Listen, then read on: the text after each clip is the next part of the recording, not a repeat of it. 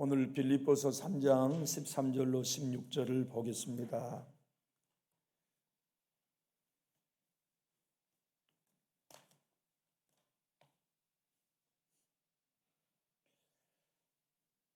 빌립보서 3장 13절로 16절의 말씀입니다.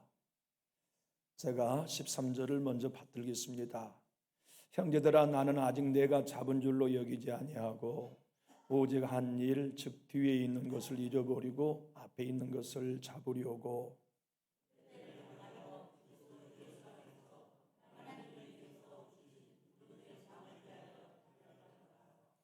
그러므로 누구든지 우리 온전히 이룬 자들은 이렇게 생각할지니 만일 어떤 일에 너희가 달리 생각하면 하나님이 이것도 너희에게 나타내시리라. 오직 우리가 어디까지 이르렀던지 그대로 행할 것이니라. 아멘. 빌립보 교회는요, 참 좋은 교회였어요.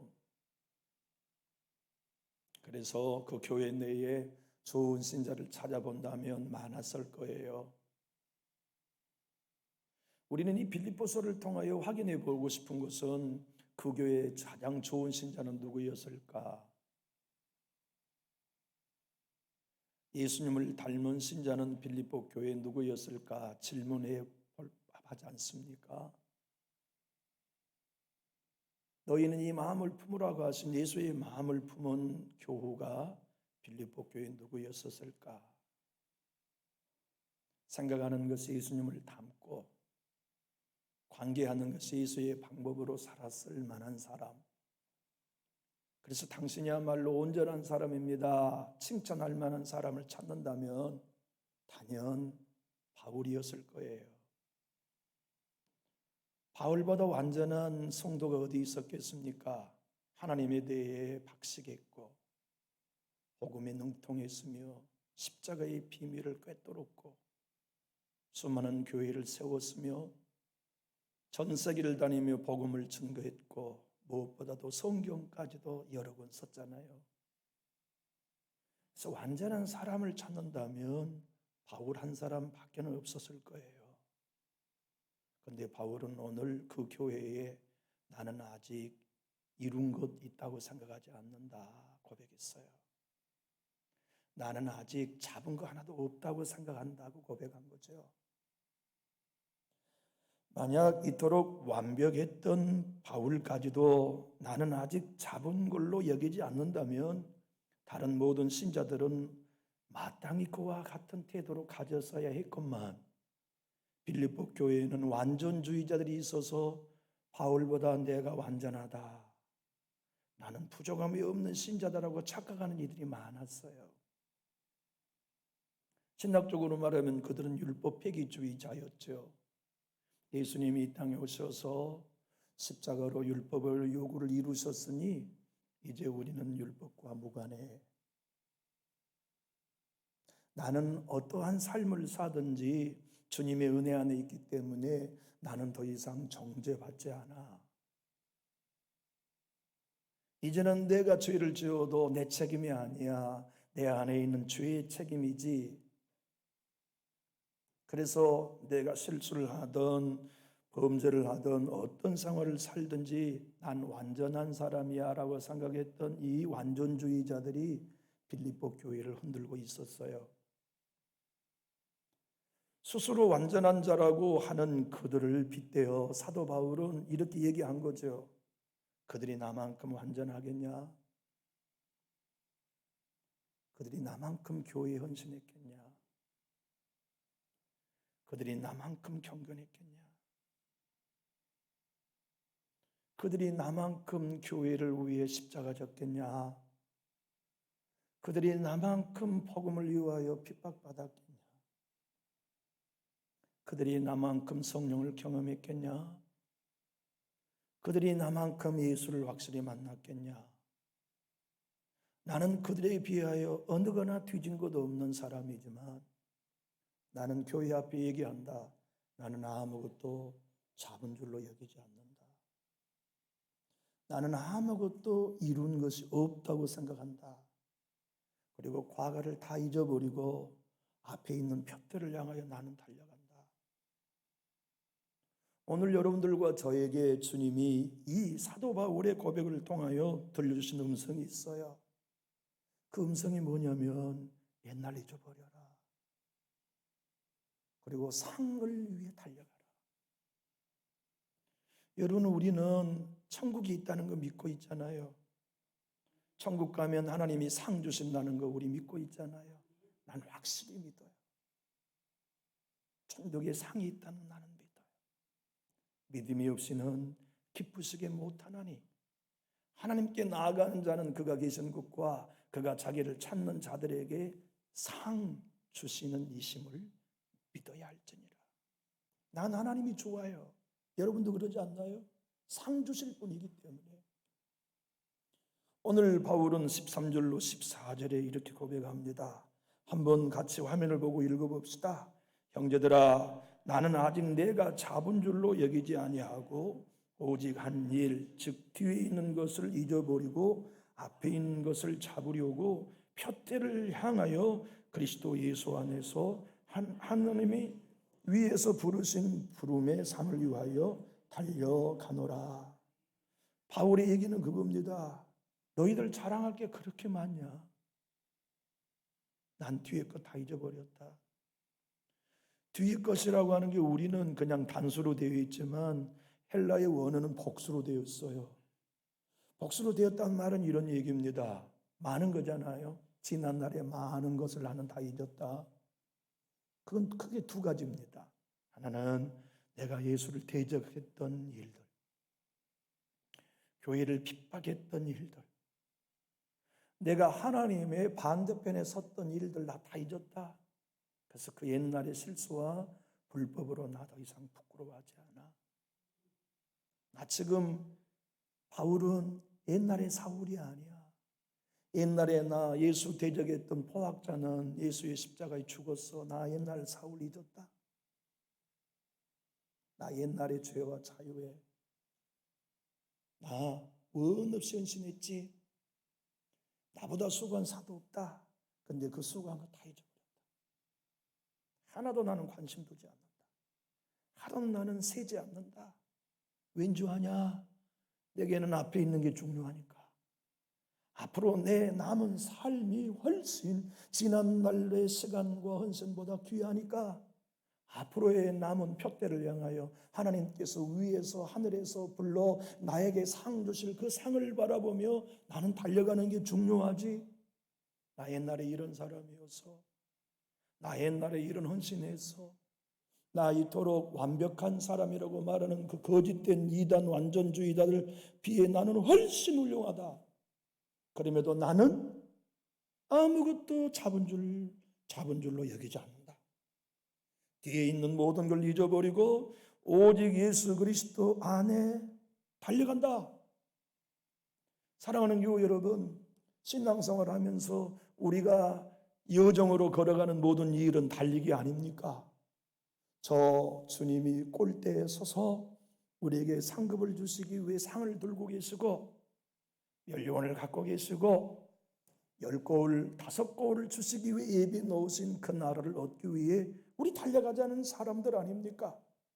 나는 그때 그 나라를 위하여서 오늘을 살고 그때 그 상급을 바라보면서 2024년을 살고 그 나라의 영광을 위하여 달려가는 삶을 사는 그들은 언제나 과거를 잊는다. 지난날의 어두움도 잊어버리고 잘한 일, 헌신한 일도 잊어버리면서 오직 예수 만날 그 표대를 향하여 달려가는 사람이 영적으로 성숙한 사람이다. 그래서 쉬운 성경으로 15절을 한번 읽어볼까요? 화면을 보고 한번 읽어봅시다. 영적으로 성숙한 사람으로서 우리 모두 좀 더 신중히 생각하고 판단합시다. 혹시 서로 생각이 다르더라도 하나님께서는 그 부분을 분명하게 바로 가르쳐 주실 것입니다. 영적으로 성숙한 사람은 어떤 사람이냐면요, 난 이룬 거 하나도 없다고 고백하는 사람이에요. 영적으로 미숙한 사람은 나는 다 이루었다고 생각하는 사람이고요. 우리가 주님을 닮아가고 주님의 거룩한 길에 서 있는 증거는 난 너무나 예수님과 거리가 멀다고 생각하는 사람이에요. 나는 성령에 대해 너무 무지하다고 느끼는 사람이에요. 나는 진리에 대해서 아는 게 너무나 없다고 생각하는 사람이 성숙한 사람입니다. 나는 수고한 건 많지만 모든 사도보다 더 작은 사도다. 특히 작은 성도보다 더 작은 성도다. 세상에 바울이 그랬단 말이에요. 그 완전한 사람이, 부족함이 없는 사람이, 모든 것이 완벽한 사람이 나는 이룬 거 하나도 없다. 예수님 때문에 매맞는 게 얼마나 많았어요. 배고픔의 고난이 얼마나 많았어요. 동적의 위협과 강의 위험과 바다의 위험과 태창에 맞는 위험이 얼마나 많았어요. 감옥에 갇히고 이곳저곳에 가서 쫓김당하고 채찍에 맞는 아픔이 얼마나 많았어요. 그러면서도 포기하지 않는 채 교회를 세우고 성도들을 양육하며 세계를 걸어서 배를 타고 멀미하면서 하나님의 복음을 전가하고 교회를 세운 일이 얼마나 많건만 나는 다 잊었다. 왜냐하면 나는 앞으로가 중요하다. 하나님이 언젠가 나를 부르실 거다 하늘에서. 그리고 나에게 상을 주실 것을 나는 푯대를 삼아 그것을 얻기 위해 달려가느라고 옛날에 잘했던 것도 모든 것도 나는 다 잊어버리고 관심 밖에 둔다. 여기 헬라어에 잊어버린다는 뜻은요, 내가 관심 두지 않는다는 뜻이에요. 사랑하는 교회 여러분, 우리가 성숙하면요, 다른 사람들이 나에 대해 어떻게 말하느냐에 관심 두지 않게 되잖아요. 다른 사람이 나를 칭찬해도 관심 두지 않고, 성숙하면요, 다른 사람이 나를 여겨도 관심 두지 않아요. 제가 지난 오후 예배 드리려고 1시 40분 예배당에 들어왔더니요, 우리 결애가 저기 앉아 있더라고요. 그래서 결애야, 너 조선도 집사님이 칭찬 많이 해줘서 고맙다. 그랬더니 목사님 나 칭찬하지 마세요. 칭찬 많이 들으면 나 교만해질지 몰라요. 그렇게 얘기하더라고요. 아들아, 칭찬 많이 들어서 교만해지면 곤란하지. 칭찬은 자아의 사람은 자아를 키운단다. 그런데 자아를 십자가에 못 박은 사람은 칭찬을 통하여 더 겸손해지는 법이야. 코리텐 붐 여사 너 알지? 모르는데요. 20세기 두 명의 성녀는 캐톨릭의 마더 테레사, 개신교회는 코리텐 붐 여사지. 그 여인은 위대한 용서의 사도의 삶을 살았어. 수많은 사람이 그녀에게 칭찬했단다. 당신은 어떻게 그렇게 원수를 용서할 수 있었느냐고. 그 칭찬을 계속 받으니 어떠한 자매가 코리텐 붐 여사에게 질문했지. 여사님은 가만히 보니 칭찬을 너무 많이 받는데 교만해지지 않으시나요? 네, 나는 교만해지지 않아요. 왜요? 사람들이 나를 칭찬할 때 나는 손살이 치지 않습니다. 아닙니다, 아닙니다, 아닙니다, 아니에요 라고 말하지 않아요. 사람들이 나를 칭찬하면 감사합니다라고 받지요. 꽃다발을 받아요. 그리고 향기를 맡으면서 주님께 얘기하죠. 칭찬이 참 좋군요. 그리고는 그 꽃을 주님의 꽃병에다가 옮겨 꽂아드립니다. 이 칭찬은 내 것 아닙니다. 주님 것입니다. 그러면 난 절대 교만해지지 않아요. 결애야, 누군가가 너를 칭찬하면 아니에요, 아니에요 하지 마. 감사해요 라고 받아들이고 마음속으로 그 꽃을 예수님께 옮겨드리는 훈련을 해라. 그게 예수 따르는 제자의 길이란다. 여러분, 우리는 지난 날의 일들 두 가지 밖에는 반응을 못 받아요. 사도 바울처럼 교회를 핍박했다면 비난받는 거죠. 끊임없이 꼬리표가 달라붙잖아요.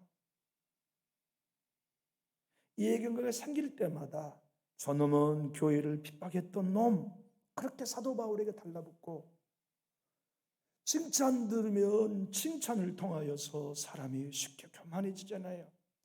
바울은 그걸 다 잊었다는 거예요. 그리고 앞에 있는 촛대를 향하여 달려가는데 이유가 뭡니까? 교만하면 끝나니까. 완전주의자들이 무엇입니까? 그들은 고칠 수 없는 중병에 걸려 있는 거예요. 신앙하는 사람들 중에 나는 완전해, 나는 참 모범적이야, 나는 모든 게 있어서 참 발라, 이렇게 생각하는 사람은 위험해요. 중병에 걸려 있는 거예요. 치료가 안 돼요. 왜냐하면 가장 무서운 병, 교만의 병에 걸려 있기에. 우리 하나님은 모든 병을 치료하고 긍휼히 여기시지만 딱 하나 치료하지 않는 병이 있어요. 교만병. 교만은 모든 만악의 뿌리이기 때문에 하나님이 대적하세요.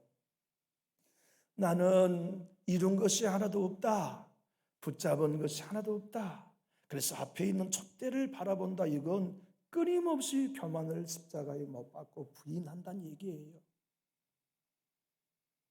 조금만 앞장서 보세요. 우리 교만해집니다. 남보다 조금 일찍 교회에 오고요, 남보다 조금 교회에 삽들고요, 남보다 조금 찬 구정물통에 손 넣으면 금방 교만해져요.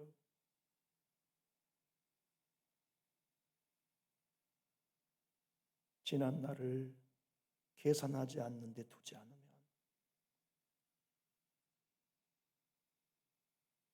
지난 날을 잊어버리지 않으면 뒤를 돌아보면서 앞으로 달려가야 할 촛대를 잃어버려요.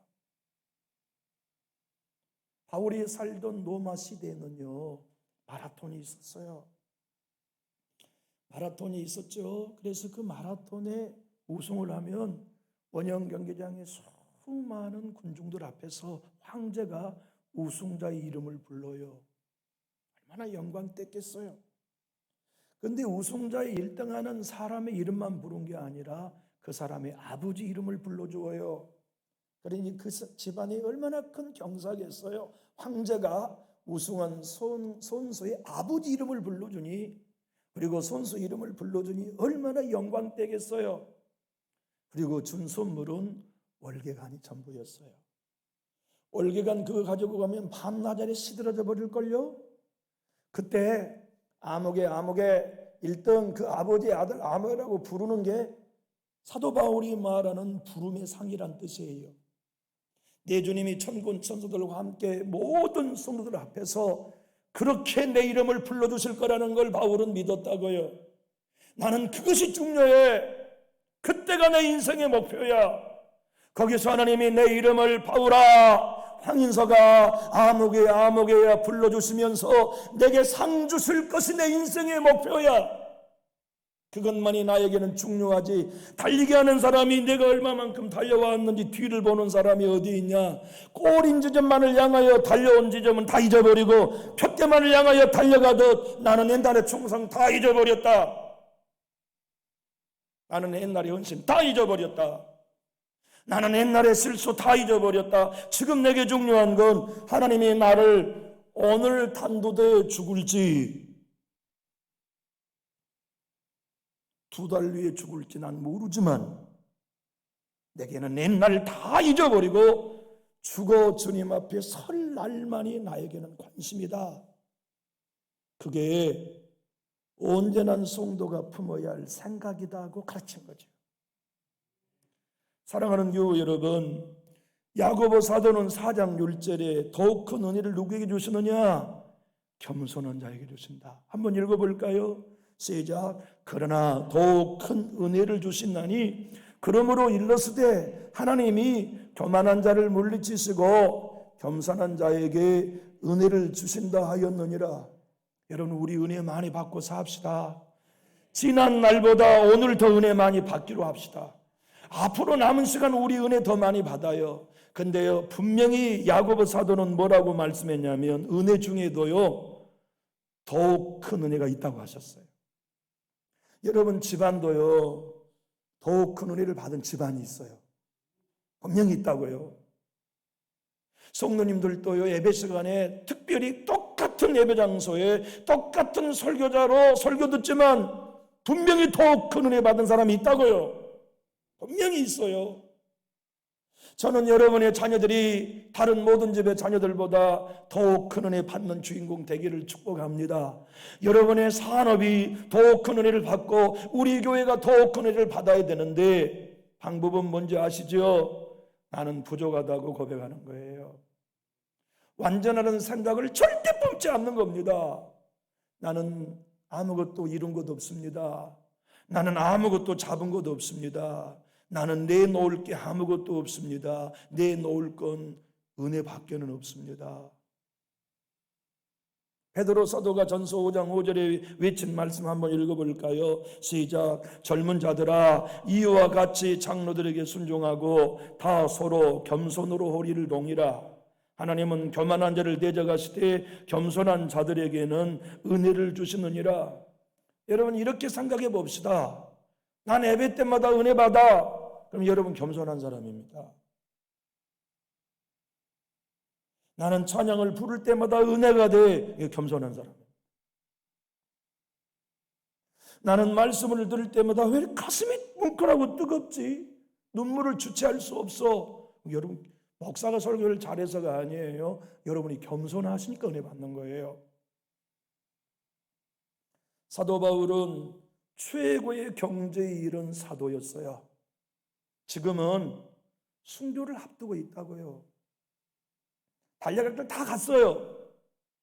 모든 사명이 이제 마쳤어요. 만약 하나님이 살려줬으면 빌립보 교회를 돌아가겠지만 죽을 줄 알고 있어요. 그리고 죽었어요.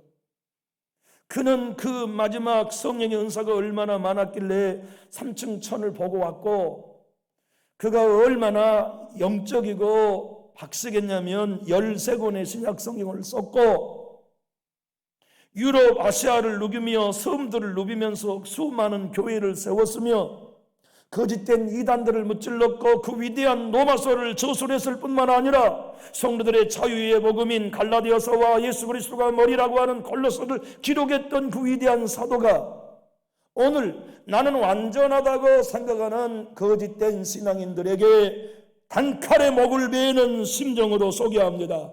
너희가 대단하다고 말하냐?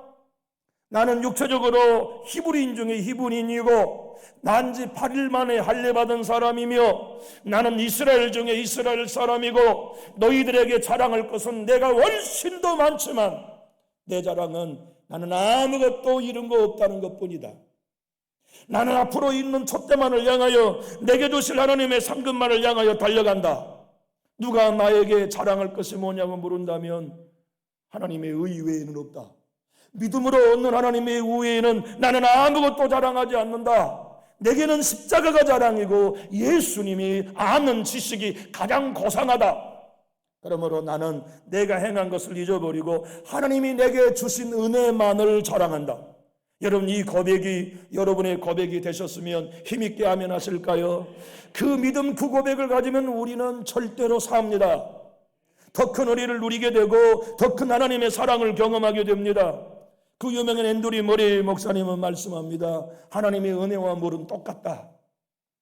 여러분 물이 어디로 흐르는가요? 낮은 데로 흘러요.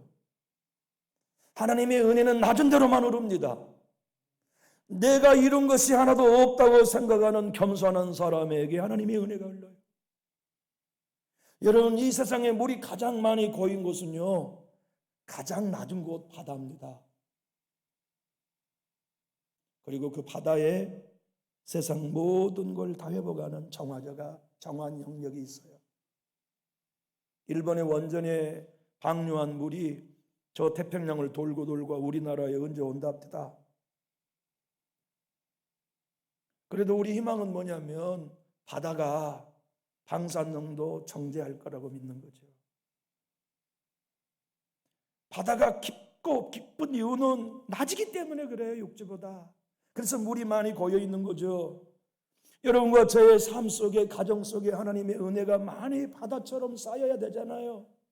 우리 교회에 하나님의 은혜 살리는 은혜가 와야 하고 고쳐주시는 은혜가 임하셔야 되고 채우시는 축복의 은혜가 와야 하고 인도하시는 목자의 은혜가 와야 되는데 그 은혜에 가려면 목사인 저부터 낮아져야 돼요.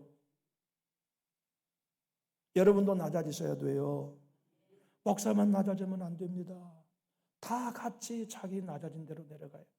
그래야 물이 흐른 곳에 하나님의 은혜가 모이고 그곳에 하나님의 은혜가 멈춰나서 생명 살리는 바다가 되는 거죠. 초대교회의 교부들, 사도들에게 직접 택함을 받아 감독이 되고 목사가 되신 분들을 교회의 역사는 교부라고 불러요. 그래서 여러분 어느 책을 읽다가 교부라는 이름이 나오면 그것은 13 사도가 뽑은 주의 종이라고 이해하면 돼요. 그 중에 크리스톰이라고 하는 교부가 있었어요.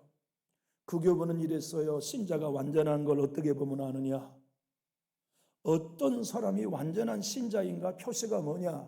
한번 따라해 볼까요? 나는 완전하지 않습니다. 그 신자가 완전한 신자래요. 그러니까 사도 바울이 완전한 사도인 거예요. 나는 완전하다고 생각한 그 이단들이 아니고요. 사탄은 한 사람 무너뜨리고 한 가정 한 교회 무너뜨리는데 수가 많아요. 죄 가운데 넘어지게 하는 수도 있죠.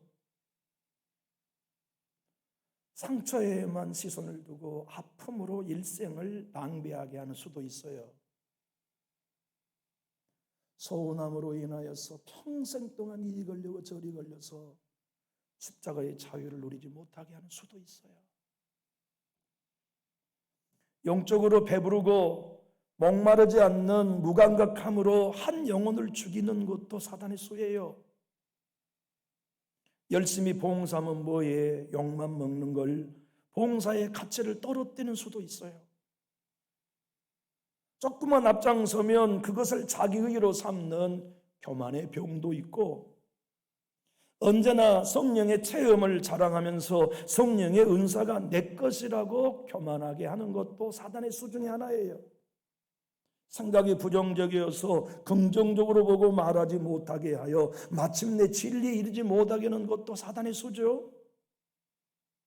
그런데 하나님은 한 사람을 고쳐서 그로 복된 사람, 은혜의 사람, 더 큰 은혜를 누리는 사람으로 만드셨는데 어떻게 하셨느냐 하면 그 사람을 낮추세요. 부러뜨리세요. 깨뜨리세요. 그래서 바닥에 그냥 엎드리게 만들어서 그 사람으로 고백하게 하죠. 나 이룬 거 하나도 없습니다. 나 업적 하나도 없습니다. 내가 한 것이라고는 하나님의 은혜 받는 것밖에 없습니다. 그것이 내 주님이 이 땅에 오셔서 지옥의 독소인 교만을 치료하는 겸손이었어요. 우리 예수님은 교만하셔도 되는 분이잖아요. 우리 예수님은 겸손하지 않으셔도 돼요. 근데 우리 예수님은 겸손하셨어요. 아기로우셨죠. 나사렛 촌사람으로 성장하셨죠. 가난한 목수로 자라셨죠. 학교 한 번 가지 못하셨죠. 부자로 산 적 없으시죠? 그리고는 두 벌 옷도 가진 적이 없으세요. 십자가에 끌려갈 때에는 소리도 내지 않으셨고 마침내 십자가에서는 한 벌 있는 그 옷도 뺏기셨어요. 그래서 알몸으로 십자가에 매달려 돌아가셨죠. 내 주님이 그렇게까지 하실 수 있었던 이유는 딱 하나입니다. 내가 세상 죄를 지고 가는 것만이 아니라 세상 죄를 지고 가는 내 마음이 중요하다. 내 마음이 어린 양처럼 겸손해야 교만에 물들은 이 세상을 치유할 수 있지. 그래서 바울은 교만에 빠져있는 빌립보 교회 성도들에게 여러분이나 내가 살 길은 예수의 마음 품는 겁니다. 예수의 마음은 자기를 부인하고 자기를 비워 십자가에 죽기까지 복종하는 것입니다. 화면을 보고 한번 읽어볼까요? 시작. 너희 안에 네 마음을 품으라. 곧 그리스도 예수의 마음이니 그는 근본 하나님의 본체시나 하나님과 동등됨을 취할 것으로 여기지 아니하시고 오히려 자기를 비워 종의 형체를 가지사 사람들과 같이 되셨고 사람의 모양으로 나타나사 자기를 낮추시고 죽기까지 복종하셨으니 곧 십자가에 죽으심이라. 예수님의 십자가에 죽으심은요, 자기 비움이었어요. 자기 부인이었어요. 그래야만 겸손할 수 있으니까. 사도 바울이 난 네 것 다 잊어버렸다. 그게 자기 부인이에요. 교만하지 않으려고, 예수님과 대척점을 갖지 않으려고 얼마든 자랑할 수 있지만 다 잊어버리겠다요. 그리고 앞에 있는 상을 바라보고 달려가겠다는 것이 사도 바울의 고백이며 여러분과 제가 오늘 또 푯대를 향하여 달려가야 할 겸손한 마음 아닙니까? 여러분, 우리 예수님은 지금 어린 양 아니셔도 됩니다. 우리 예수님은 지금 하늘나라의 사자가 되셔도 된다니까요. 그런데 지금도 우리 예수님을 천사들은 어린 양으로 경배하고 있어요. 왠지 아시죠? 우리는 끝까지 예수님 따라가는데 어린 양이 예수님을 따라가야만 우리도 끝까지 겸손할 수 있으니까. 끝까지 겸손할 수 있으니까. 계시록 5장 12절 화면을 보고 한번 읽어봅시다. 시작. 큰 음성으로 이르되 죽임을 당하신 어린 양은 능력과 부와 지혜와 힘과 존귀와 영광과 찬송을 받으시기 합당하도다 하더라. 우리 예수님은 지금도 어린 양이세요. 그러면 목사인 저나 성도인 여러분은 오직 어린 양이어야겠습니까? 나는 이런 거 하나도 없다. 그 고백이 어린 양의 고백이지요. 계시록 7장 10절은 이렇게 말씀합니다. 시작. 큰 소리로 외쳐 이르되 구원하심이 보호에 앉으신 우리 하나님과 어린 양에게 있도다 하니. 사랑하는 교우 여러분, 나 끝까지 나를 부인하고 옛일을 잊어버린 채 주님이 하늘나라에 주실 상만 바라보고 살겠습니다. 이것이 여러분의 고백이 되셨다면 우리 큰 소리로 아멘 하실까요? 제발 주변 돌아보지 맙시다. 제발 다른 사람들 이제 잊어버려요. 옛날 잊어버려요. 그리고 나는 내 주님 앞에 설 날이 중요하니 그분이 나를 불러 상 주신 그것만이 내 인생의 목표라고 우리 앞만 보고 달려가요. 그래서 하늘나라에 가서 여러분이 가장 큰 상급 받으시오. 가장 큰 나라 받고 그 나라에서 영원한 영광을 우리 모두가 누릴 수 있기를 예수님 이름으로 축복합니다. 기도하겠습니다.